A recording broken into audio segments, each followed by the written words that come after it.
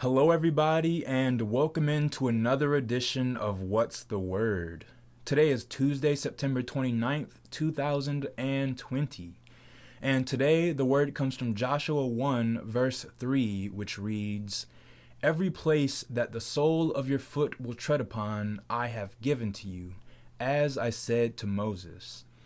And from that, I just want to say, wherever you're going, whatever you're walking into, the Lord has already predestined your path and given it to you. So anything that you're venturing into is already going to work out for your good.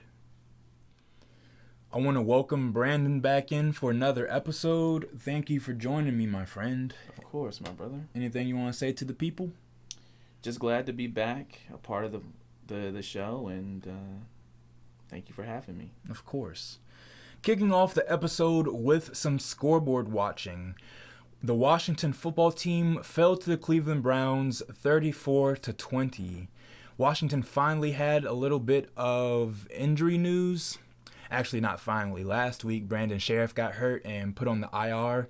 But for this week, defensive end Chase Young injured his groin in the first half of the game and did not return.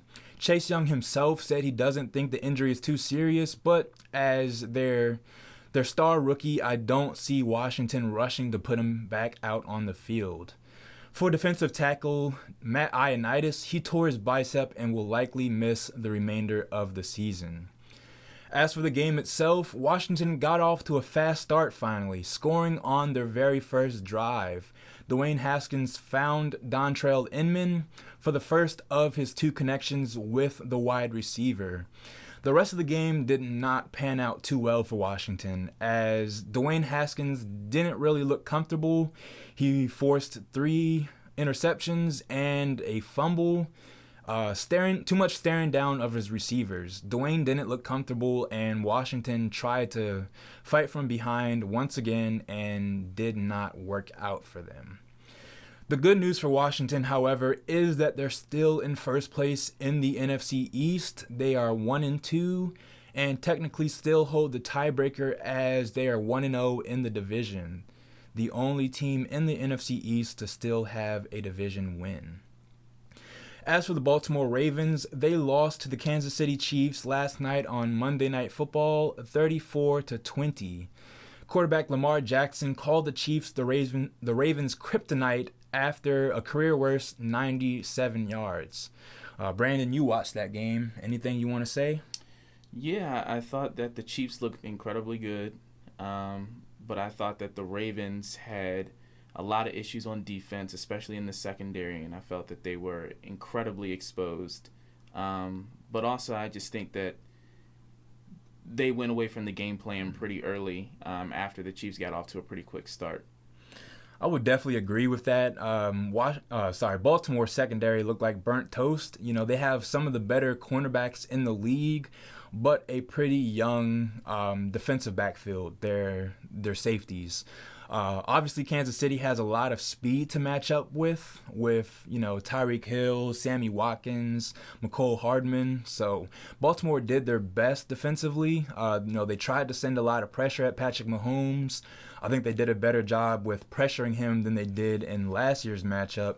But as Lamar Jackson mentioned, the Chiefs are the Ravens' kryptonite at this point. They are 0-3 against the Chiefs with Lamar Jackson as the starter. As Brandon mentioned, they got away from their game plan pretty early. Mm-hmm. They started out their first drive with a pretty good run attack. They didn't end up with 7 points on the first drive, settling for a field goal, and that probably hurt them. The momentum. They lost a little bit of momentum with that. Luckily for the Ravens, the Chiefs' very first possession, they missed the extra point. But from there on, the Chiefs dominated in that one. Next up for both Baltimore and Washington is a matchup against each other next Sunday in Washington at 1 p.m. The next thing I want to talk about is UFC 253. Brandon did not watch that, so just pretend like he's not there. 2 title fights. The first one, actually the second one, but the main event, Israel Adesanya versus Paulo Costa. Izzy defeated Paulo in the second round via TKO to retain his middleweight championship.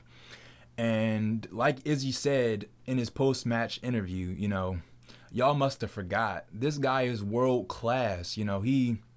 He dominated Paulo, made him look like an amateur, and of course a little bit of trolling at the end. I'll probably I'll put the video in right here so you can see it. But yeah, Israel Adesanya is the world's greatest troll. As for the other title match, Jan Blachowicz defeated Dominic Reyes for the vacant light heavyweight championship. This one was a surprise to me. Dominic Reyes looked like in his last matchup against John Jones that he likely should have won that, but Jan from Poland came out in this one and put the power on Dominic.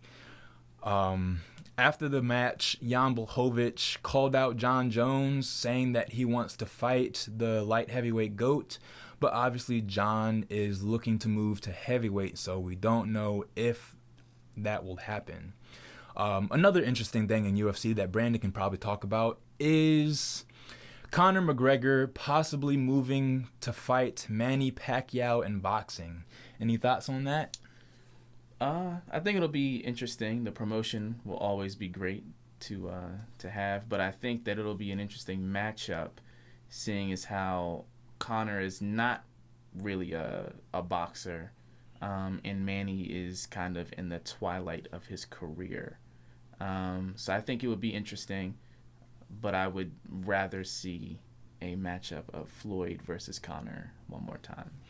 I definitely agree. I'd like to see Conor versus Floyd again. Contrary to what Brandon said, Conor McGregor is one of the best strikers in the UFC. Obviously, you can't kick a man in boxing, but he's still got the power punch. This is because, Conor talking about moving into boxing, obviously the fight isn't set yet. If it were to happen, it'd be in December, early January. But this is happening because, of course, Dana White, once again, is not giving his stars what they're asking for. Conor wants to fight in the UFC. Conor doesn't want to have to go into boxing. Conor wanted 3 to 4 fights in 2020, but so far, and it looks like all we'll get from him is 40 seconds in the octagon. His 42nd defeat of Cowboy Cerrone back in February. But that's all we've seen out of Conor so far. Moving on to baseball, where the Washington Nationals finished their season at 26-34, just 3 games out of a playoff spot. The Nationals finished with the 11th worst record after tiebreakers, so if the MLB decides to go record-based for the 2021 draft, Washington will at least have the 11th pick in the draft. Obviously, they need that because, they're thinning in their farm system, so a nice top half pick in the draft will definitely help them build that up again. For Juan Soto, he finished with a .351 batting average and became the youngest player to ever win the batting title in the National League. So congrats to Juan. Look forward to more of the same from him. He's only 21 years old. He'll turn 22 by the time that the World Series takes place. So more of the same from Juan Soto. More Nationals news as the Nats decided to extend Davey Martinez to a 3-year contract. More stability, and hopefully some of the players that obviously love Davey as a players manager will come back with the team. Ryan Zimmerman, he sat this year out. Hopefully he returns. Howie Kendrick has talked about possibly retiring. So playing for a manager like Davey could sway some of these guys to return for one more season. As for the Baltimore Orioles, they finished their season with 1 less win, 25-35, 4 games out of a playoff spot, and the 5th worst record after tiebreakers. So the rich just keep getting richer, but the poor just keep getting better. Baltimore will have another high draft pick. this season was all about growth for them, and they showed a lot of it, exceeding expectations. A lot of their young players looking like they can lead Baltimore into the next phase of the franchise. All right, as many of you know, the NBA Finals are set with the Los Angeles Lakers taking on the Miami Heat. Definitely looking forward to this one. I will admit I was wrong. Back in July, I think that was, when Brandon was last here, I said that it would be the Lakers versus the Celtics, and oh so close they came. Miami won that series in six, right? Yeah. And the Lakers won in 5. So a matchup with the team that LeBron James won his very first championship with, and his current team in year 17. So obviously, as the basketball fanatic, I'll let you go first. Yeah, I think it's going to be a good series. I think that there's going to be a lot of interesting matchups, especially with how Bam Adebayo played in this recent series. We get the Andre Iguodala matchup with LeBron that everyone so loves and looks forward to. But yeah, I think that the Lakers and the Heat will be an interesting series, to say the least.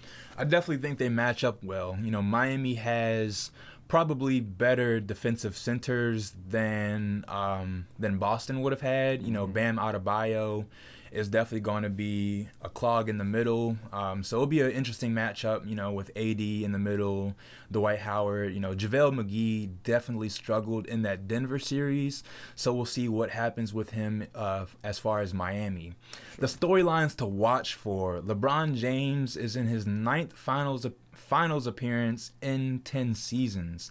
But for Andre Iguodala, the real GOAT, no, I'm just kidding. I'm trolling there. But for Andre Iguodala, this is his 6th consecutive finals appearance. So, definitely good to see Iggy and LeBron go back at it. Last time they went at it, LeBron hit Iggy with that mean block to clinch the NBA championship back in, 2018?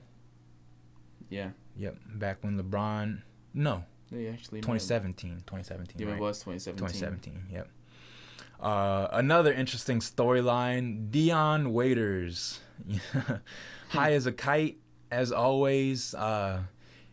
Irregardless of who wins the championship, he will get a ring. Obviously, starting the season off with the Miami Heat, and now on the Lakers bench, so that's pretty cool. I wonder if he'll have any edibles for this series. But my prediction is Lakers in 5 or maybe 6. Lakers win the first game, which happens tomorrow, and I think Brandon's pretty much on the same wave as me. Lakers in 5. Lakers in 5. Depending on the matchups, it could go Lakers in 5, Lakers in 6, or we could get the LeBron that we all hope we get this series and get Lakers in 4. That's the hot take. Lakers in 4. More championship news as the Tampa Bay Lightning lifted Lord Stanley's Cup, defeating the Dallas Stars 2-0 in Game 6. So congratulations to the Tampa Bay Lightning. This has been about 3 seasons in the making. Good for them. It sucks that it was an Eastern Conference team, as obviously I always root for my Caps, but go Bolts. Before I close out the episode, because that's what I was about to do, the trivia answer to last week's question. The question was, in 1952, what 2 Baltimore schools took place in the first interracial basketball game played south of the Mason-Dixon line? All of you suck because nobody left an answer in the comments. So I'll go ahead and let you guys know. The answer is Loyola College. That's what they were known as back then. They are now Loyola University of Maryland versus Morgan State. The first two teams to play an interracial basketball game south of the Mason-Dixon line. Thank you all for joining me on another edition of What's the Word. Again, thanks to Brandon for joining me. God bless.